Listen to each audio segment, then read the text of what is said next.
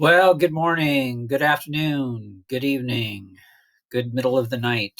I don't know what time you're looking at this, but here is our next installment on a flyover for your review sake of one of the APUSH themes, periods 1 through 7. And this one we are going to tackle America and the world. So, what does that entail?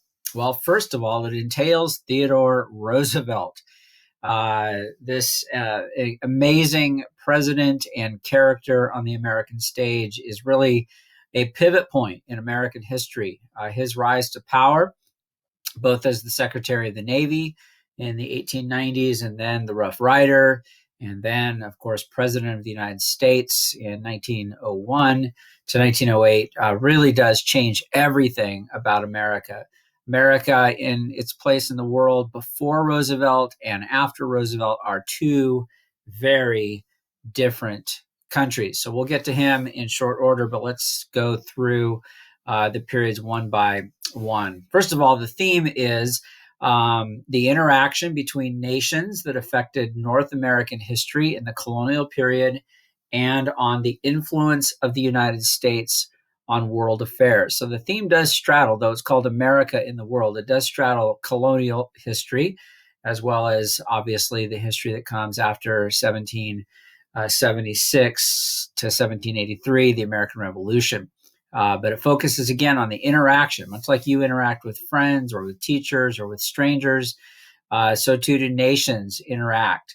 And that, of course, affects the history of the North American landmass, both in the colonial period as well as once we become a country. So it's looking at interactions between the U.S. and the rest of the world. So what do you want to focus on? You want to focus on the causes of the interactions and their effects. How did our role in the world change over time? How was it in the time of George Washington, let's say, versus the time of Franklin D. Roosevelt? What continuities do you see there? What also is changing during this time period? So that's your focus as you go through this. And let's get into period 1492 to 1607.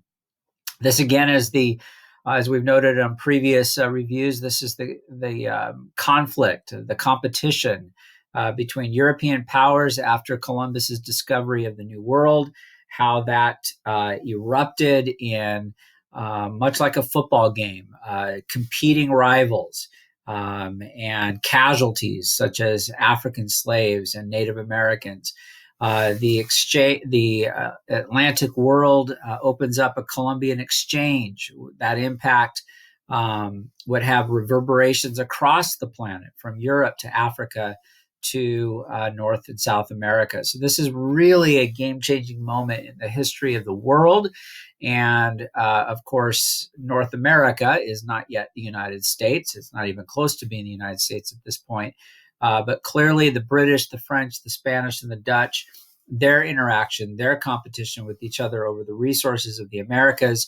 And remember the 3 Gs, God, glory, and gold, just compel these European powers to rush as quickly as they could into North and South America, because one of those G's, glory of empire, was certainly a compulsion. And that, of course, would change the course of world history. Period 2 now, 1607 to 1754, is when you get into more of U.S. History. This, of course, is our colonial period. But much like the theme of politics and power, there's going to be a lot of overlap here. So use that other PowerPoint that I've given you as well to identify elements of the politics and power theme and how it dovetails nicely into the America's role in the world. During this time period, of course, British colonials are clashing with and trying to get along with Native Americans, and a host of treaties that ultimately would be broken, as well as wars. There was this growing focus on the colonies that perceived themselves as distinct and different from England. Note this: these are British colonies viewing themselves as distinct and different from England. And of course, these British colonies would, by 1776, identify as Americans, and therefore this cultural belief system as unique and different and distinct from the rest of not just England but the rest of the world would move on into the next periods 3, 4, 5, 6, and 7. So what caused this drift in the colonial mindset? You need to look again at the period of salutary neglect, the feeling that regulations and taxations were not fair, not allowed, beyond what was considered proper. And then once they started rebelling against that, the British military force arrives. Of course, this is period 3 I'm referring to, and passing the Intolerable Acts. But you definitely get this growing sense in period 2 that the American colonies, the British colonies in America, are beginning to view themselves as separate from the mothership of England. And that, again, will give birth to these same ideas in period 3. Here's some good links for you on the Gilder-Lehrman site, period framework. I love those. I love this right here. And put my pointer on. These links, I think, are very helpful for you guys as you review The Road to the Revolution, et cetera, et cetera. So take a look at those. And as I've been doing with all of these slideshows, I would encourage you to just do the following. You can do it in bulleted notation, but for each of these periods, force yourself to do a little bit of writing, either in long form or short form, doesn't matter, but try to analyze and write out your answers to the questions that are posed as a task to be done. No grade for it, of course, in this odd time that we're living, but nonetheless, I think it'll benefit you. So that's why I'm putting it out there. All right, let's move into period 3, 1754 to 1800. This is when the United States, of course, emerges as an independent power, free from British control, and immediately thrust onto the world stage of, okay, how do we work with other countries, specifically the British and the French, who are our closest rivals and adversaries. So what will the U.S. role be in the world? This is when the question really does begin. It starts in earnest as the French Revolution kicks off in the 1780s. And given that the French had helped us win our revolution, there was a great debate. Do we help them out? They helped us. They scratched our back. Shouldn't we scratch their back? Well, of course, George Washington and many other Americans were, this isn't a really good idea. We're too young. We're too weak. We don't have a standing army. We have basically no navy. This is not the time to be getting involved in foreign intrigue. But nonetheless, there was great debate regarding it between the Federalists and the Anti-Federalists. There were some infamous treaties and foreign diplomatic intrigue in Jay's Treaty, the XYZ affair, the Pinckney's Treaty. Take a look at all of those. And then by the time you get to 1800, we're dealing more and more with England's refusal to abandon North America. Remember, they kept many of their forts out in the Northwest Territory, even though they were supposed to leave. They were beginning to impress sailors, basically high seas kidnapping. And then you might want to look, and I've got a link on this here. How did the American Revolution inspire other nations? Again, notice our interaction with the world, our role in the world. Even when we're trying not to be engaged in the world, our behaviors here at home, Declaration of Independence being a great example, are going to influence people in other nations. Here again are a host of links that will be helpful as you study, so I'd encourage you to look at each of those. Here's your task. Analyze the motives behind and results of economic, military, and diplomatic initiatives aimed at expanding U.S. power and territory in the Western Hemisphere in the years between independence and 1800. And looking backward, how did that Atlantic world shape belief systems and independence movements into the early 1800s? So lots there to chew on. Period 4, this is the antebellum period, the era of good feelings, as it's often been called. but it's also a time in which America does begin to really kind of put its feet down as a nation. And we're going to grow thanks to the Louisiana Purchase. We're going to rid ourselves of the menace of Great Britain once and for all with the War of 1812. Manifest destiny, as we studied, is this cultural concept that drives America ultimately toward the war with Mexico to get basically the top third of the Mexican land mass. We have the issuing of Monroe's Doctrine, the Webster-Ashburton Treaty, the conflict with Great Britain over the joint occupation of the Oregon Territory, and the desire by some to fight for an even greater, more northern border of the United States.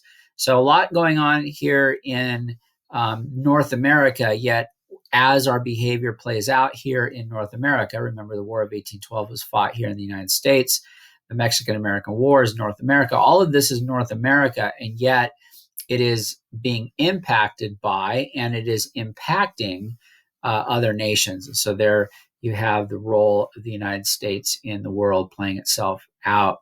Here are your useful links. Lots of good videos here to take a look at. So take some time on each of those. Here's your task. Analyze how the U.S. maintained George Washington's neutrality advice while simultaneously expanding the power and scope of the U.S. in North America. Is there a contradiction there?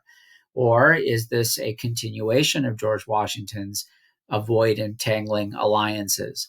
And then analyze the debates, the domestic debates inside the United States over the expansion of the U.S., not just in the realm of the antebellum period, but also in period 6 when you begin to look at the age of imperialism. All right, period 5, of course, is primarily a time period that the United States is completely absorbed with our own domestic crisis of the Civil War, and yet embedded inside the Civil War is the Union government, the Lincoln's government, fear that the British would get involved in the Civil War on the side of the Confederacy. That was definitely a concern that would give legitimization to the Confederacy, that of course would provide them with weapons and arms and perhaps financial support, all things that could have helped the Confederacy win. So definitely take a look at, we didn't cover it really at all when we were at this time period, but identify what aspect of the war kept England out of our Civil War. And there are some links to those ideas. Your task is exactly what I just stated. Analyze the effectiveness of the Union federal government in keeping the British from supporting the Confederacy during the war. And then also, backtracking just a bit, take a look at how the Mexican-American War caused the American Civil War. So this would be a foreign issue impacting a domestic issue. So take a look at that when you get the time. All right, well, this is when everything begins to change, period 6, as the United States will embark upon an imperialistic crusade, much like the Europeans were doing in the exact same time period. And so what I'm going to do for this particular slideshow is combine period 6 and period 7. And the reason why I've stated down here, except for the 1920s return to isolationism, from 1877 to 1945, it's a time of unparalleled growth and change in the United States' role in the world. The U.S. emerges from George Washington's avoid all entangling alliances and Monroe's Doctrine, hey, Europe, stay out of our half of the world, to stand astride the world by practicing imperialism, and then in the 20th century, helping to win 2 world wars. And from that point, we have never retreated from this place of dominance as a player in the world, and honestly, in this day and age, the leading power on the planet. All right, so in these 2 time periods combined, there's a lot going on. Don't neglect the Indian Wars, all right, of the late 1800s. This is out in the plains when the United States settlers continue to move west, thanks to the Homestead Act, thanks to the Transcontinental Railroad, and thanks to Manifest Destiny. And we will have a series of pretty bloody conflicts with Native American tribes across the northern plains predominantly. Then you have America's rise to imperialism with its jingoistic attitudes leading to a Spanish-American War, ultimately the Philippine War and the taking of the Philippines, the taking of Hawaii, the building of the Panama Canal, and Theodore Roosevelt's influence on those, on all of those. And speaking of Roosevelt, once he becomes president, he adds, of course, his corollary to the Monroe Doctrine. He has his speak softly and carry a big stick policy, in which he was unabashed and unashamed and saying the United States should have a great naval fleet and we should not be afraid to use it if necessary.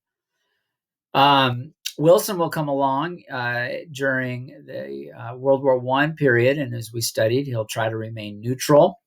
Ultimately, of course, his cards will be forced, and he'll have to he'll have to engage in World War I, thanks to the Zimmerman Note, the unrestrained German submarine warfare. And but even then, Wilson will declare to the world we have a higher goal than just simply bludgeoning our opponents to death. That, of course, would lead to his call for a League of Nations at the Versailles Treaty. Yet the League of Nations would be defeated by the Republicans in the Senate because they wanted to go back to the George Washington, James Monroe era, where the United States could just remain isolated on our North American island. So that 1920s, you have a brief period where the United States is effectively forcing ourselves by law, the Kellogg-Briand Pact and the Quota Acts, as saying we don't want the world to be aware of us. We want the world to stay out. We want to stay out of the world. And we went back to an isolated age. Of course, that may have just opened the doors for the totalitarian regimes in Japan and Germany and Italy to begin forcing themselves upon the rest of the world. And even in that time, Franklin D. Roosevelt is doing his best to try to remain neutral. Of course, all of that changes at Pearl Harbor, and the United States will be thrust upon the world stage in a very cataclysmic, and I mean that in a good way, manner, as the United States will play a leading role in bringing about an end to the regimes in Japan and Germany and Italy, and setting up for the United States at the end of World War II an ability to dominate world affairs, which if we had had the time to study period 8 and period 9, you'd see all of that being played out during the Cold War, the Korean War, the Vietnam War, a very robust State Department negotiating treaties with the Soviet Union, and that lasts all the way into the George H.W. Bush era. So quite a bit there to consider as well. Here's a host of links that will help you. Right down here, I lectured a couple of years ago and had it videotaped. This was a period that, ironic now, I felt like I didn't have time to cover that topic of the U.S. foreign policy in the 1930s very well. So I kind of just skimmed by it really quickly. You might take the time to listen to the lecture that I gave. There are 3 parts to it. Each are 15 minutes. And here are the lecture notes for those as well. So spend some time with that. And here's your task. Analyze the goals of U.S. policymakers in major international conflicts, such as the Spanish-American War, World Wars I and II, and the start of the Cold War, which, note, is beginning even before World War II has ended. It's kind of as an unofficial starting line at the Yalta Conference. So take a look closely at the Yalta Conference and explain how U.S. involvement in these conflicts has altered the United States' role in world affairs. Perhaps you can do this as well. I put 3 dates, kind of game-changing dates, 1776, 1900, and 1945. And I would encourage you to write down 1 sentence for each that kind of captures the United States' role in the world at that moment in history. How were we interacting with the world, and how did we want the world to interact with us? And look at what changed and what stayed the same. Try to limit it to a combination of 3 sentences. All right, well, that's it for this flyover. Happy studying. I know it's tedious and easily distracted in this time of quarantine. But if you have any questions, there is my email, and you can always text me via Remind, and I will guarantee an answer will be coming. All right. Have a great day.